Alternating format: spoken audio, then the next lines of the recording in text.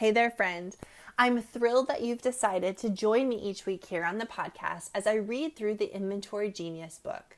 Now, if you're anything like me, you're going to put these principles into practice so much more quickly if you highlight, underline, and put dates beside each actionable step.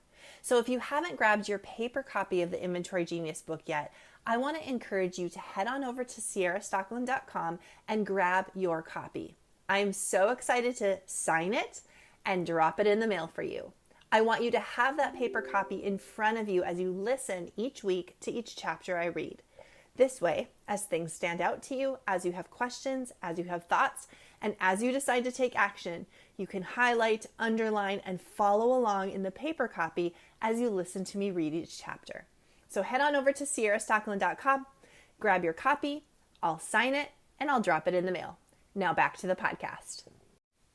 Hey friend, welcome to the Inventory Genius podcast, where we work together here to make you an inventory genius. We talk about profit, we talk about cash flow, and we definitely talk about your paycheck. Because at the end of the day, it's all related to your inventory. Let's go.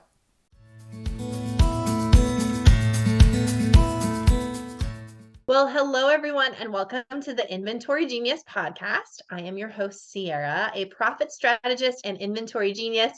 And I am really excited today to be back in the interview sphere. So I've done a lot of episodes lately where you've just heard my voice talking about numbers and inventory. And so we need to switch it up. We need to have a little fun today.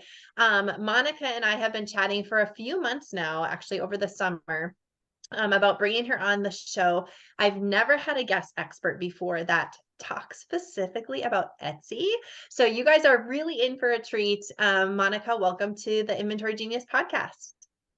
Oh my gosh, thank you so much for having me. I'm so excited to be here. Yes. So introduce yourself first. We need to know all about you and why we should listen to you today.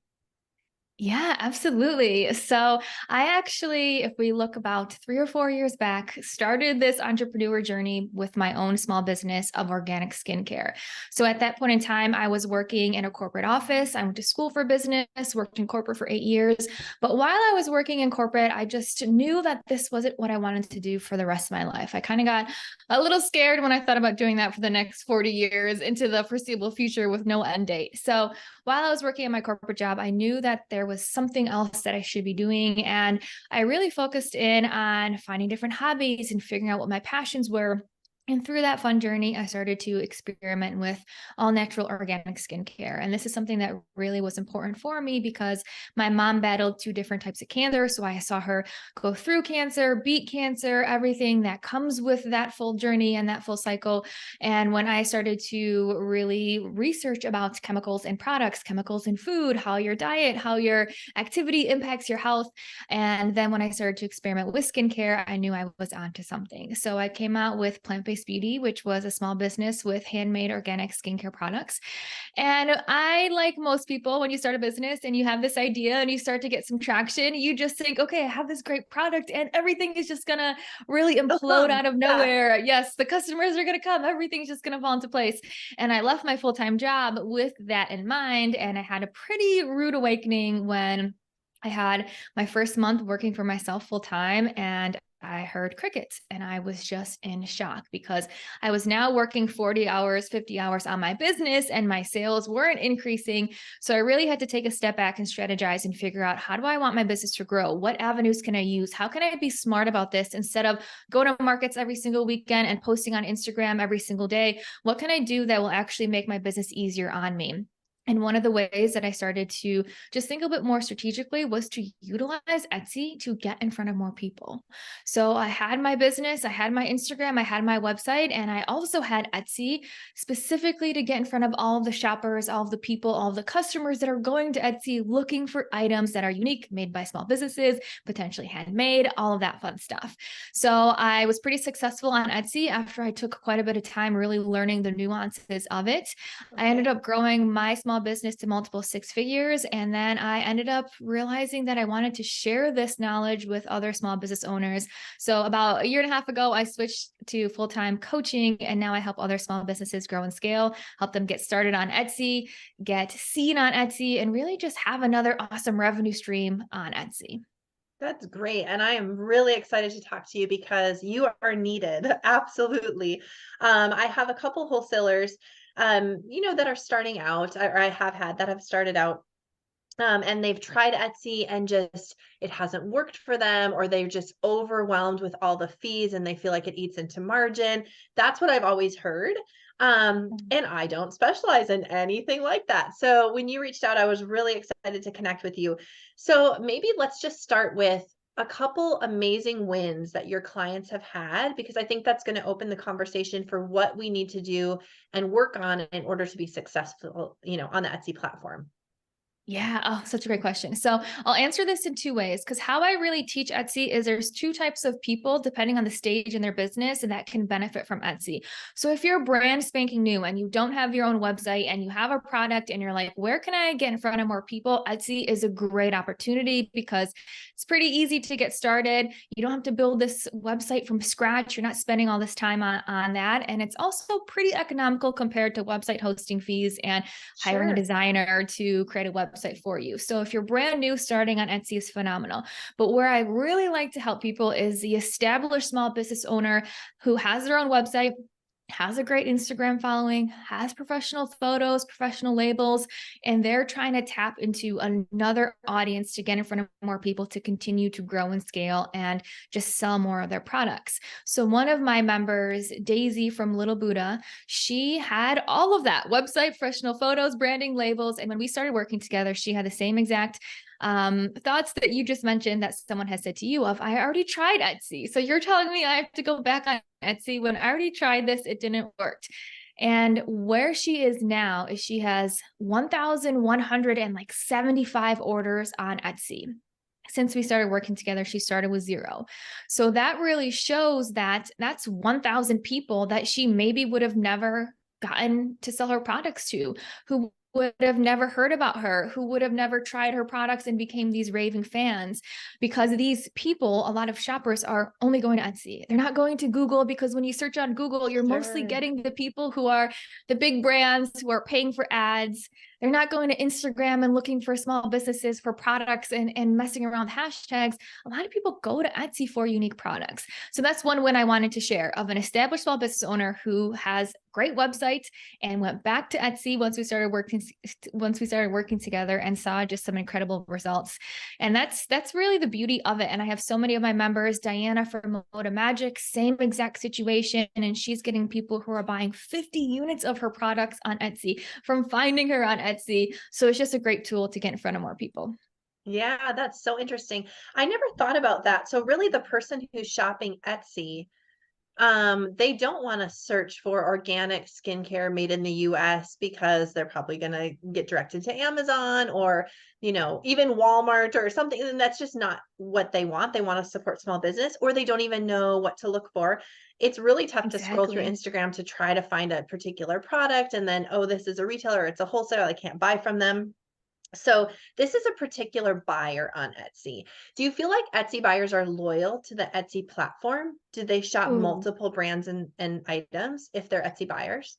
That's a really good question. And this is a drawback that some people say about Etsy because Etsy shoppers are pretty loyal to Etsy and Etsy has a really strong brand name.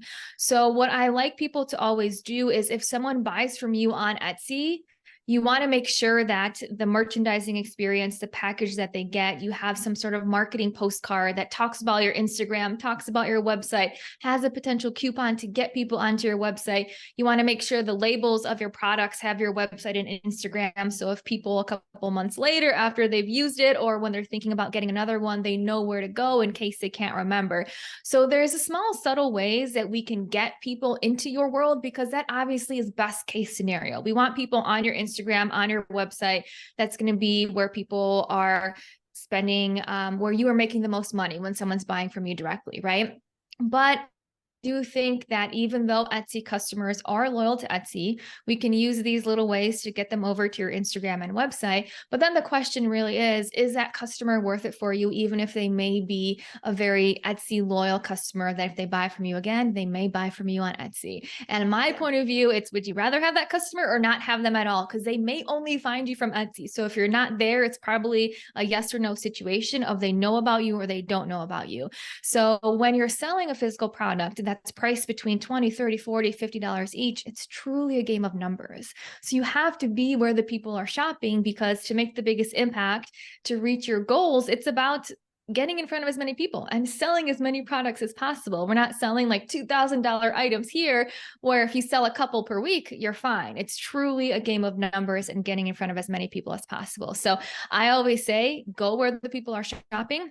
Have your own website, have Instagram, be on Etsy, reach out to stores, get into other boutiques, have all of these channels working for you. And that's how you really grow and build your business. Okay, that's really interesting. So, what do you think are a couple things people do wrong when they try Etsy and they say it just doesn't work? It didn't work. I'm going to pull off the platform. What are some things that they're doing wrong that we could help Yes. correct? Great question. So with Etsy, and I think in the product business world in general, gone are the days where you can just come out with any product and be one of the few that are selling that type of product and actually get a ton of sales from it. We have to think about how many small businesses are out there and how easy it is to start a small business. It's never been easier before to start a small business. Anyone, for example, can buy a kit on Amazon to make their own candles, add their own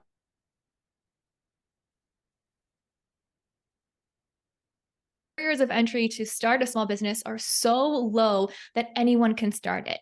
Yeah. And that means that competition is high and markets are saturated. So the thing that people struggle with on Etsy, and I think this is just overall for all small businesses, Okay. product-based business owners, is that to stand out, you have to be the best option available. This is no longer about being one of the few candles that are on Etsy if you happen to be on Etsy 10 or 15 Yeah. years ago before they really took off, or on Instagram or wherever else. This is truly about being the best of the best. And when a customer is shopping, they have to know and see your products and start to automatically think, this is what I want. The photos, the labels, the information that you share, the marketing levers that you use on Etsy. Once you really know how to work all of those different levers, then you become a no-brainer for the customer. So where I think Okay. a lot of people mess up is that they think Etsy is as simple as, let me put my listings up and all of a sudden I'm going to have sales. And there is no, like, what do they call it? Pot of gold at the end of the Yeah. rainbow for anything that you do as a small business owner. It's truly going to require effort and understanding how to optimize that particular channel. So for Etsy, it's about being the best of the best because there's a lot of competition. And it's about knowing that you're talking to a shopper that probably doesn't know about you. They're not your Instagram follower. They're not on your website. They don't know you. So making sure you have every single potential detail that they need in your description, using all 10 photo placements on Etsy, not just to show different iterations of the product, the front, the back, the side, the left, the right, but actually to educate about your products in your photos, to show social proof, have a review in your photos, to show other products in your photos so people start to see what else they can get, to show the product in use to evoke emotion. So all of this is essentially marketing, right? How you really meet the needs of the customer where they are by educating, social proof, giving them all the details that they need, showing the product in a way that's going to entice them to buy. And that's Yeah. really what I focus on and what I teach in my course, because once you learn how to do that, that's how you stand out on Etsy, but that's also how you stand out on your website. That's how Yes. you stand out on Instagram. That's how you stand out anywhere. So it's really fun because it's just about learning how to really be the best of the best and portray that to your customers. Yeah, so good. Well, before we jumped on here, we were talking about what type of clients I work with, and I have a vast array of makers, wholesalers, manufacturers, distributors, and a lot of retailers, of course. Would this be a platform that a retailer could use? So let's say I had a small shoe boutique, or I had a skincare boutique or a salon that carried skincare. Could I use Etsy to sell my products? Yeah, 100%. I would recommend that anyone who has products, so if you have a boutique, to put your products up on Etsy because that's going to be another online revenue stream for you. And Etsy used to be very strict about every single item has to be handmade. And Okay. there's still some rules. You can't be, for example, buying something off of Alibaba and then reselling it on Etsy. Some people get away with that, but they are getting a little bit more strict to not do that. But if you have a product in your boutique that's not in that situation that is made and that you are selling, then that's something you can put on Etsy just to get more traffic, get more people to hear about you, get another revenue stream. And they're probably not going to be local people that are going to stop by your actual in-store Right. boutique. Maybe they are, but hey, you get some online shoppers and you start to get more exposure that way. So the advice that I would give is, because I know with boutiques, you may have like a ton of different SKUs. So I would focus on your Yes. best sellers, like put your Okay. best sellers up on Etsy instead of trying to get 50, 100 different SKUs on there, but put your best sellers on there and see what happens. And that may open up an entire revenue stream of new people that can find you and buy some of the products that you sell. I love that. Okay, so we would be amiss if we didn't talk numbers here at the end of our conversation because everyone that tunes into the Inventory Genius podcast is very interested in improving profitability. Yeah. So, we mentioned this a bit at the beginning. We get pushback on the fees. Etsy takes so much. How can I afford it? What does it do to my margin? How do you help your clients just work through that and set themselves up for success so that they still are realizing the margin and the profitability that they need, even though they're using this as a platform? Yes, such a great question. Okay, so Etsy's fees in total are about 9%, and 3.25% of that is a credit card processing fee, which you're going to get no matter where you sell, as long Yes. as you're accepting credit cards. So, really, the Etsy platform takes about 6% in fees. And if you think about that, if you sell something for $100, cool, they're taking $9 total. Or if you sell something for 50, they're taking $4.50 total. So, the fees, when you actually break it down, are not that bad. But the key here is your pricing has to be right. You have to understand the actual cost of your product, the raw materials, the labor that goes into it, every single component, the overhead. And you have to know how to take your cost of goods and actually get to your retail price. Because if you are just coming up with a random price because someone else is charging this for a similar item, or because this feels good, or because XYZ, well, then you're throwing a dart with a blindfold on, and who knows if you're making money anywhere, right? So if you have your actual numbers done properly with your cost of goods and doubling that for wholesale and then doubling that for retail, 9% fees is not going to make or break you. And how I like to explain it to customers is, or to people in my program, is that 9% fee is in exchange for your time to not have to be on Instagram, to not have to do all the marketing, because you only pay that fee if a product is actually sold.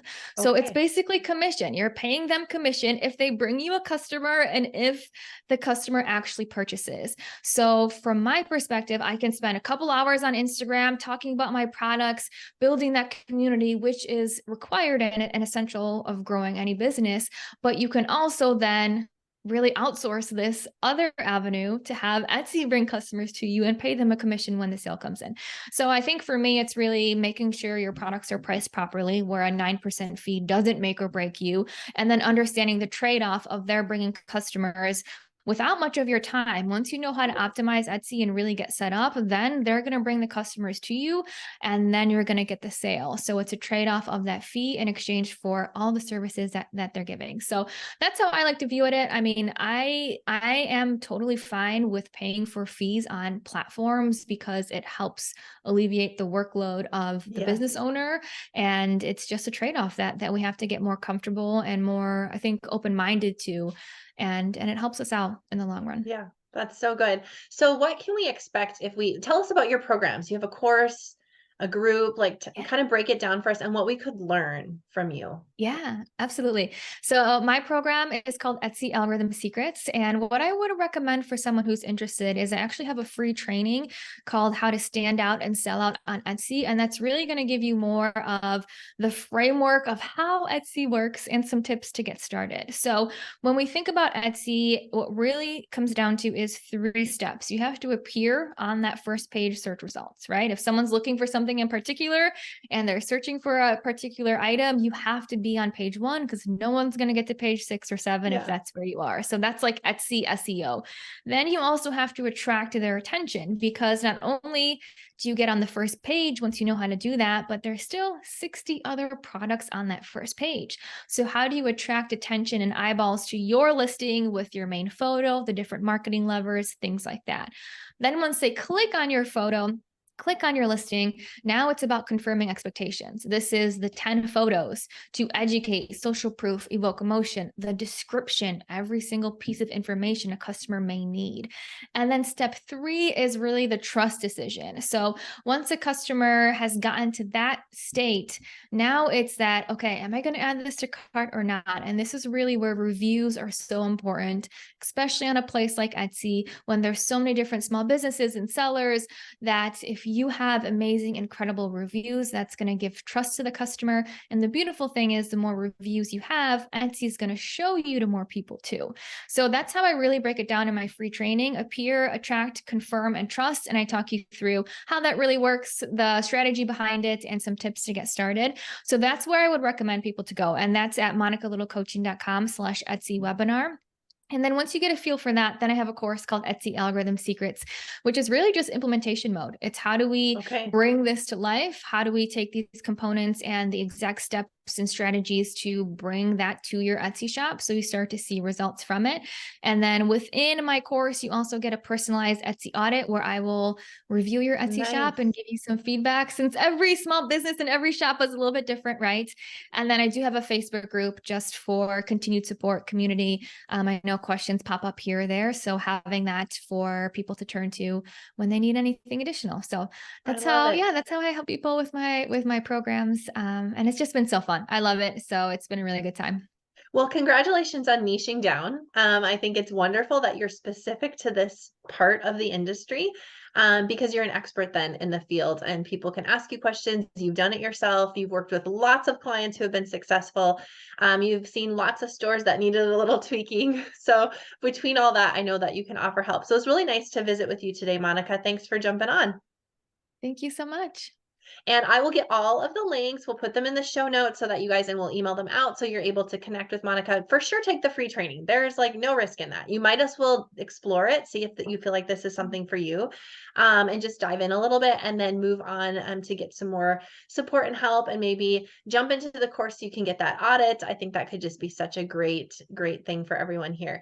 Thank you so much for tuning in today to the Inventory Genius podcast. I'm excited to chat with you again next week.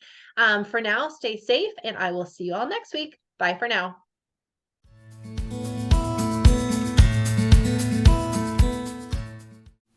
Hey friend, thank you so much for tuning in today to the Inventory Genius podcast. If there's something that you heard today on the podcast episode and you want to dig deeper into becoming an inventory genius yourself, I want to invite you to head on over to my website, ciarastocklin.com, where I have multiple ways that you and I can work together on your inventory.